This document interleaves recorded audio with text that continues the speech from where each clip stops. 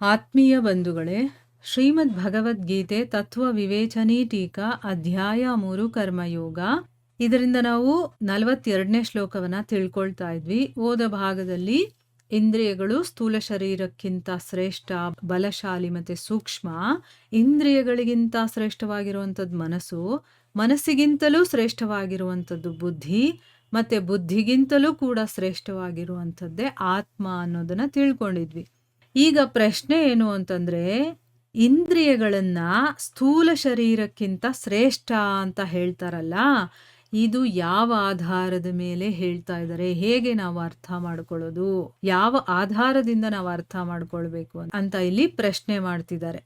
ಉತ್ತರ ಏನು ಅಂತಂದ್ರೆ, ಕಠೋಪನಿಷತ್ತಿನಲ್ಲಿ ಶರೀರವನ್ನ ರಥ ಅಂತ ಮತ್ತೆ ಇಂದ್ರಿಯಗಳನ್ನ ಕುದುರೆಗಳು ಅಂತ ಹೇಳಿದ್ದಾರೆ. ನೋಡಿ, ಉಪನಿಷತ್ತುಗಳು ಅಂತ ಇದೆ. ನಾವು ತತ್ವಗಳನ್ನ ಅರ್ಥ ಮಾಡ್ಕೋಬೇಕು ಅಂತಂದ್ರೆ ಅದನ್ನ ಉಪನಿಷತ್ತುಗಳು ನಮಗೆ ಹೇಳ್ಕೊಡುತ್ತೆ. ಈಗ ವೇದಗಳಲ್ಲಿರೋದನ್ನೆಲ್ಲ ನಾವು ಅರ್ಥ ಮಾಡ್ಕೊಳ್ಳೋದಕ್ಕೆ ಕಷ್ಟ, ಅದರಲ್ಲಿ ತುಂಬಾನೇ ಗೂಢಾರ್ಥಗಳಿರುತ್ತೆ. ಅದನ್ನ ಅರ್ಥ ಮಾಡ್ಕೊಳ್ಳೋದಕ್ಕೆ ಈಸಿ ಆಗ್ಲಿ ಅಂತಂದ್ಬಿಟ್ಟು ಉಪನಿಷತ್ತುಗಳಿದಾವೆ. ಅದು ಬೇಕಾದಷ್ಟಿದೆ ಉಪನಿಷತ್ತುಗಳು. ಅದರಲ್ಲಿ ಕೆಲವೊಂದನ್ನ ನಾವು ಕೂಡ ತಿಳ್ಕೊಳ್ಳಲೇಬೇಕಾಗಿರುವಂಥದ್ದು. ಅದಕ್ಕೆ ಈ ಒಂದು ಗ್ರಂಥಗಳೆಲ್ಲ ಮುಗಿದ ಮೇಲೆ, ಅಂದ್ರೆ ಈಗ ಮಹಾಭಾರತ ಆಗಿರ್ಬೋದು, ಭಗವದ್ಗೀತೆ ಆಗಿರ್ಬೋದು, ರಾಮಾಯಣ ಆಗಿರ್ಬೋದು, ಈ ಗ್ರಂಥಗಳೆಲ್ಲ ಮುಗಿದ ಮೇಲೆ ನಾವು ತತ್ವಗಳಿಗೆ ಹೋಗೋಣ. ಯಾಕಂದ್ರೆ ತತ್ವಗಳನ್ನ ಅರ್ಥ ಮಾಡ್ಕೋಬೇಕಾದ್ರೆ ಮೊದಲು ನಾನು ಏನು ಅನ್ನೋದು ಸ್ವಲ್ಪ ಮಟ್ಟಿಗಾದ್ರೂ ನಮಗೆ ಅದು ಅರ್ಥ ಮಾಡ್ಕೊಳ್ಳುವಷ್ಟು ಕೆಪಾಸಿಟಿ ಇದ್ದಾಗ ನಮಗೆ ಉಪನಿಷತ್ತುಗಳು ಅರ್ಥ ಆಗತ್ತೆ. ಅದಕ್ಕೋಸ್ಕರನೇ ನಾನು ಇನ್ನೂ ಆ ಉಪನಿಷತ್ತುಗಳನ್ನ ಓದೋದಕ್ಕೆ ಹೋಗಿಲ್ಲ. ಯಾಕಂದ್ರೆ ಮೊದಲು ನಾವು ರಾಮಾಯಣ, ಮಹಾಭಾರತ ಮತ್ತೆ ಭಗವದ್ಗೀತೆ ಇದನ್ನೆಲ್ಲ ಸ್ವಲ್ಪ ಮಟ್ಟಿಗೆ ಅರ್ಥ ಮಾಡ್ಕೊಂಡ್ಮೇಲೆ ನಾವು ಉಪನಿಷತ್ತುಗಳನ್ನ ಅರ್ಥ ಮಾಡ್ಕೊಳ್ಳೋದಕ್ಕೆ ಆಗುತ್ತೆ. ಅದಕ್ಕೋಸ್ಕರ ಆದ್ರೆ ನಾವು ತತ್ವಗಳನ್ನ ಅರ್ಥ ಮಾಡ್ಕೋಬೇಕು ಅಂತಂದ್ರೆ ಉಪನಿಷತ್ತುಗಳನ್ನ ಓದಲೇಬೇಕು. ಆಗ ನಮಗೆ ನೀಟಾಗಿ ಅರ್ಥ ಆಗುತ್ತದು. ಅದರಲ್ಲಿ ತುಂಬಾ ಡೀಟೇಲ್ ಆಗಿ ವಿವರಣೆಯನ್ನ ಕೊಟ್ಟಿರ್ತಾರೆ. ಆ ಒಂದು ಭಾಗ್ಯ ನಮಗೆ ಯಾವಾಗ ಸಿಗುತ್ತೋ ಗೊತ್ತಿಲ್ಲ. ಆಗ ಅದನ್ನ ನಾವು ಅರ್ಥ ಮಾಡ್ಕೊಳ್ಳೋದಕ್ಕೆ ಪ್ರಯತ್ನ ಮಾಡೋಣ. ಇಲ್ಲಿ ಕಠೋಪನಿಷತ್ತು ಅಂತ ಒಂದಿದೆ. ಅದರಲ್ಲಿ ಹೇಳಿರೋ ಪ್ರಕಾರ ಏನ್ ಹೇಳಿದ್ದಾರೆ ಅಂತಂದ್ರೆ, ಶರೀರವನ್ನ ರಥ ಅಂತ ಹೇಳಿದ್ದಾರೆ. ಈಗ ಒಂದು ರಥವನ್ನ ನಾವು ಊಹೆ ಮಾಡಿಕೊಂಡಾಗ ಆ ರಥದಲ್ಲಿ ಯಾರ್ಯಾರು ಇರ್ತಾರೆ, ರಥ ಇರುತ್ತೆ, ಅದರಲ್ಲೊಬ್ಬ ಸಾರಥಿ ಇರ್ತಾನೆ, ರಥವನ್ನ ಓಡಿಸುವಂಥವನು. ಆಮೇಲೆ ಅದರಲ್ಲಿ ಕೂತ್ಕೊಂಡಿರೋನು ಇರ್ತಾನೆ, ರಥದಲ್ಲಿ ಕೂತ್ಕೊಂಡು ಹೋಗೋನು ಇರ್ತಾನಲ್ಲ, ರಥಿ ಅಂತ ಹೇಳ್ತಾರೆ, ಅವನೊಬ್ಬ ಇರ್ತಾನೆ. ಆಮೇಲೆ ಕುದುರೆಗಳನ್ನ ಕಟ್ಟಿರ್ತಾರೆ, ಅದು ಇರತ್ತಲ್ವಾ. ಈ ರೀತಿ ಈ ಒಂದು ಶರೀರವನ್ನ, ಶರೀರದಲ್ಲಿರುವಂಥ ಎಲ್ಲವನ್ನು ಕೂಡ ಅದಕ್ಕೆ ಹೋಲಿಕೆ ಕೊಟ್ಟು ಹೇಳಿದ್ದಾರೆ. ಏನು ಅಂತಂದ್ರೆ, ಶರೀರವನ್ನ ರಥ ಅಂತ ಕರೆದು ಇಂದ್ರಿಯಗಳನ್ನ ಕುದುರೆಗಳು ಅಂತ ಹೇಳಿದ್ದಾರೆ. ರಥಕ್ಕಿಂತ ಕುದುರೆಗಳು ಶ್ರೇಷ್ಠ. ಯಾಕಂದ್ರೆ ರಥವನ್ನ ಓಡಿಸುವಂತ ಕೆಲಸ ಅದು ಮಾಡುತ್ತಲ್ಲ, ಮತ್ತದು ಚೇತನವಾಗಿದೆ. ಈಗ ರಥ ಅನ್ನೋದು ಒಂದು ಜಡವಸ್ತು, ಆದ್ರೆ ಕುದುರೆಗಳು ಚೇತನ, ಅದಕ್ಕೆ ಚೈತನ್ಯ ಶಕ್ತಿ ಇದೆ. ಅದಕ್ಕೋಸ್ಕರ ರಥವನ್ನ ತಮ್ಮ ಇಚ್ಛಾನುಸಾರವಾಗಿ ತನಗೆ ಹೇಗೆ ಬೇಕೋ ಹಾಗೆ ಎಳ್ಕೊಂಡು ಹೋಗಬಲ್ಲ ಒಂದು ಕೆಪಾಸಿಟಿ ಆ ಒಂದು ಕುದುರೆಗಳಿಗಿದೆ. ಇದೇ ರೀತಿ ಇಂದ್ರಿಯಗಳು ಕೂಡ ಸ್ಥೂಲ ದೇಹವನ್ನ ಎಲ್ಲಿಗೆ ಬೇಕಾದ್ರೂ ಅಲ್ಲಿಗೆ ಕರ್ಕೊಂಡು ಹೋಗುತ್ತೆ. ಅದಕ್ಕೋಸ್ಕರನೇ ಅದಕ್ಕಿಂತ ಬಲಿಷ್ಠ ಮತ್ತೆ ಚೇತನವಾಗಿರುವಂಥದ್ದು ಯಾವುದು ಅಂತಂದ್ರೆ ಇಂದ್ರಿಯಗಳು. ಸ್ಥೂಲ ಶರೀರ ಅನ್ನೋದು ನಾವು ನೋಡೋದಕ್ಕಾಗತ್ತೆ, ಇಂದ್ರಿಯಗಳು ಕಾಣಿಸೋದಿಲ್ಲ. ಅದಕ್ಕೋಸ್ಕರನೇ ಶರೀರಕ್ಕಿಂತ ಅವು ಸೂಕ್ಷ್ಮವಾಗಿದೆ ಅಂತ ಹೇಳಿದ್ದಾರೆ. ಈಗ ಇಂದ್ರಿಯಗಳು ಶರೀರಕ್ಕಿಂತ ಶ್ರೇಷ್ಠ ಯಾಕೆ ಅನ್ನೋದು ಗೊತ್ತಾಯ್ತಲ್ವಾ.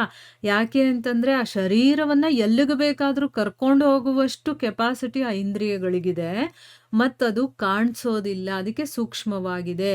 ಇಷ್ಟೇ ಅಲ್ಲದೆ ಸ್ಥೂಲ ಶರೀರಕ್ಕಿಂತ ಇಂದ್ರಿಯಗಳ ಶ್ರೇಷ್ಠತೆ, ಸೂಕ್ಷ್ಮತೆ ಮತ್ತೆ ಬಲಿಷ್ಠತೆಯನ್ನ ಪ್ರತ್ಯಕ್ಷವಾಗಿ ಕೂಡ ನಾವು ನೋಡಬಹುದು ಅಂತ ಅಂದ್ಬಿಟ್ಟು ಇಲ್ಲಿ ಹೇಳ್ತಾ ಇದ್ದಾರೆ. ಇದನ್ನ ಕಠೋಪನಿಷತ್ತಿನಲ್ಲಿ ಬರುವಂತ ಒಂದು ಶ್ಲೋಕದ ಮೂಲಕ ಇದನ್ನ ವಿವರಣೆ ಮಾಡಿದ್ದಾರೆ. ಆ ಶ್ಲೋಕ ಏನು ಅಂತ ಕೂಡ ನಾನು ಇಲ್ಲಿ ಓದ್ತೀನಿ. ಆತ್ಮಾನಂ ರಥಿನಂ ವಿದ್ಧಿ ಶರೀರಂ ರಥಮೇವತು ಬುದ್ಧಿಂ ತು ಸಾರಥಿಂ ವಿದ್ಧಿ ಮನ ಪ್ರಗ್ರಹಮೇವಚ ಇಂದ್ರಿಯಾಣಿ ಹಯಾನಾಹುರ್ ವಿಷಯಾಂಸ್ತೇಷು ಗೋಚರಾನ್ ಆತ್ಮೇಂದ್ರಿಯ ಮನೋಯುಕ್ತಂ ಭೋಕ್ತೆ ತ್ಯಾಹುರ್ ಮನೀಷಿಣಃ. ಇದು ಕಠೋಪನಿಷತ್ತಿನಲ್ಲಿ ಬರುವಂತಹ ಶ್ಲೋಕ.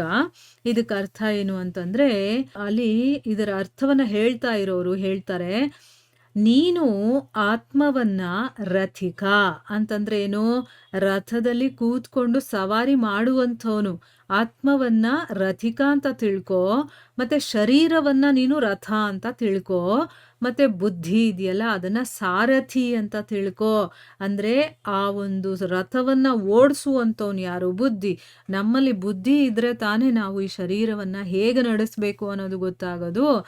ಆಮೇಲೆ ನಡೆಸ್ಕೊಂಡು ಹೋಗ್ತಾ ಇದ್ರೆ ಇಷ್ಟ ಬಂದ ಕಡೆ ಆ ಕುದುರೆಗಳು ಹೋಗ್ತಾ ಇರುತ್ತೆ. ಅಂದ್ರೆ ಏನು, ನಮ್ಮ ಇಂದ್ರಿಯಗಳನ್ನೇ ಕುದುರೆ ಅಂತ ತಿಳ್ಕೊಂಡಾಗ ಆ ಕುದುರೆಗಳು ಇಷ್ಟಪಟ್ಟಾಗ ಹೋಗ್ತಾ ಇರುತ್ತಲ್ಲ, ಆದ್ರೆ ಲಗಾಮು ಅನ್ನೋದು ಒಂದಿರುತ್ತೆ.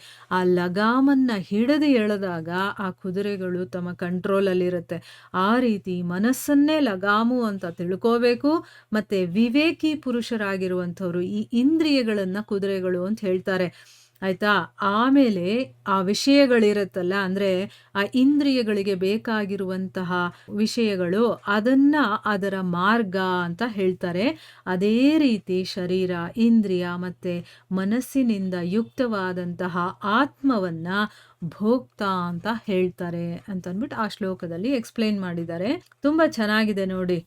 ಈಗ ಆತ್ಮವನ್ನ ರಥಿಕ ಅಂತ ತಿಳ್ಕೋಬೇಕು, ಶರೀರವನ್ನ ರಥ ಅಂತ ತಿಳ್ಕೊಂಡ್ರೆ ಆ ರಥವನ್ನ ಓಡಿಸೋನು ಯಾರು ಅಂತಂದ್ರೆ ಸಾರಥಿ, ಅದು ಬುದ್ಧಿ. ಆ ಬುದ್ಧಿ ಯಾವುದನ್ನ ಹಿಡ್ಕೊಂಡು ಓಡಿಸುತ್ತೆ, ಆ ಕುದುರೆಗಳನ್ನ ಕಟ್ಟಿರ್ತಾರಲ್ಲ ಅದು ಇಂದ್ರಿಯಗಳು.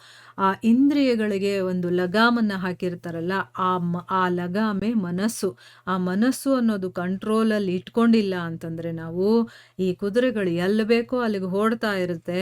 ಅದು ಎಲ್ಲಿ ಓಡುತ್ತೆ ಅಂತಂದ್ರೆ ಅದರ ವಿಷಯಗಳು ಎಲ್ಲೆಲ್ಲಿ ಇರುತ್ತೋ ಆ ಕಡೆಗೆ ಹೋಗ್ತಾ ಇರುತ್ತೆ. ಅದಕ್ಕೆ ಸಿಕ್ಕಿದ ಮಾರ್ಗ ಅಂದ್ರೆ ಕುದುರೆ ಓಡಿದ್ದೇ ದಾರಿ. ಕುದುರೆ ಎಲ್ಲೆಲ್ಲಿ ಬೇಕೋ ಅಲ್ಲಲ್ಲಿ ಲಗಾಮ್ ಹಾಕಿಲ್ಲ ಅಂತಂದ್ರೆ ಎಲ್ಲಿ ಬೇಕೋ ಅಲ್ಲಿಗೆ ಓಡೋಗ್ತಾ ಇರುತ್ತಲ್ಲ. ಆ ರೀತಿ ಮನಸ್ಸನ್ನ ನಾವು ಕಂಟ್ರೋಲ್ ಮಾಡಿಲ್ಲ ಅಂತಂದ್ರೆ ಅದು ತಮ್ಮ ತಮ್ಮ ವಿಷಯಗಳು ಎಲ್ಲಿದೆಯೋ ಅಲ್ಲಿಗೆ ಓಡ್ತಾ ಇರುತ್ತೆ. ಆ ರೀತಿ ನಾವು ಓಡಬಾರ್ದು. ಆಮೇಲೆ ಶರೀರ, ಇಂದ್ರಿಯ, ಮನಸ್ಸಿನಿಂದ ಯುಕ್ತ ಅಂದ್ರೆ ಅದರಿಂದ ಒಳಗೊಂಡಂತಹ ಆತ್ಮವನ್ನೇ ಭೋಕ್ತ ಅಂತ ಇಲ್ಲಿ ಕರೆಯೋದು. ಆಯ್ತಾ? ಈಗ ಯಾರು ಎಲ್ಲರಲ್ಲೂ ಆತ್ಮ ಇದೆ. ಆ ಆತ್ಮ ಇಂದ್ರಿಯ, ಮನಸ್ಸು, ಬುದ್ಧಿಯಿಂದ ಯುಕ್ತವಾಗಿ ಏನೇನೆಲ್ಲ ಅನುಭವಿಸುತ್ತೋ ಆ ಆತ್ಮನನ್ನೇ ಇಲ್ಲಿ ಭೋಕ್ತ ಅಂತ ಕರೆಯೋದು. ಈ ಒಂದು ವಿಚಾರವನ್ನ ಕಠೋಪನಿಷತ್ತಿನಲ್ಲಿ ವಿವರಣೆಯನ್ನ ಕೊಟ್ಟು ಅವರು ಎಕ್ಸ್ಪ್ಲೇನ್ ಮಾಡಿದ್ದಾರೆ. ಅದರ ಎಕ್ಸಾಂಪಲ್ ತಗೊಂಡು ಇಲ್ಲಿ ನಮಗೆ ಈ ಒಂದು ಪ್ರಶ್ನೆಯಲ್ಲಿ ಉತ್ತರವನ್ನ ಕೊಟ್ಟಿದ್ದಾರೆ. ಇಲ್ಲಿಗೆ ನಾವು ನಿಲ್ಲಿಸೋಣ. ಹರೇ ಕೃಷ್ಣ.